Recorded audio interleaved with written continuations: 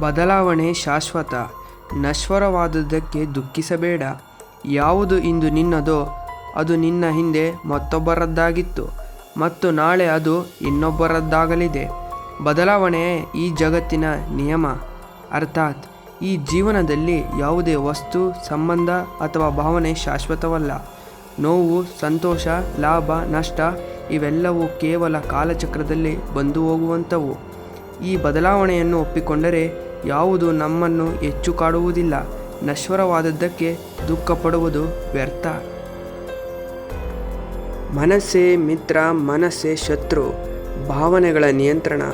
ಒಬ್ಬ ವ್ಯಕ್ತಿ ತನ್ನ ಮನಸ್ಸನ್ನು ಗೆದ್ದರೆ ಮನಸ್ಸು ಅವನಿಗೆ ಅತ್ಯುತ್ತಮ ಮಿತ್ರನಾಗಿರುತ್ತದೆ.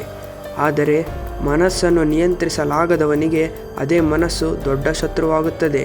ಅರ್ಥಾತ್ ಭಯ, ಕೋಪ, ಅಸೂಯೆ, ದುಃಖ ಇವೆಲ್ಲವೂ ಮನಸ್ಸಿನಲ್ಲಿ ಹುಟ್ಟುವ ಭಾವನೆಗಳು.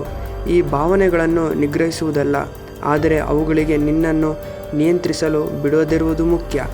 ಸಮಚಿತ್ತತೆಯಿಂದ ಇರು. ಸುಖ ಬಂದಾಗ ಹಿಗ್ಗಬೇಡ, ದುಃಖ ಬಂದಾಗ ಕುಗ್ಗಬೇಡ. ಈ ಸ್ಥಿರ ಮನಸ್ಸೇ ನಿಜವಾದ ವಿವೇಕ. ನೀನು ದೇಹವಲ್ಲ, ಆತ್ಮ ನಿನ್ನ ನಿಜವಾದ ಸ್ವರೂಪ. ಈ ದೇಹವು ಒಂದು ಬಟ್ಟೆಯ ಹಾಗೆ. ಆತ್ಮವು ಹಳೆಯ ಬಟ್ಟೆಯನ್ನು ಬಿಟ್ಟು ಹೊಸದನ್ನು ಧರಿಸುವಂತೆ ಒಂದು ದೇಹವನ್ನು ಬಿಟ್ಟು ಇನ್ನೊಂದು ದೇಹವನ್ನು ಪ್ರವೇಶಿಸುತ್ತದೆ. ಯಾರು ಯಾರನ್ನು ನಾಶ ಮಾಡಲು ಸಾಧ್ಯವಿಲ್ಲ. ನೀನು ಅಮರನಾದ ಆತ್ಮ.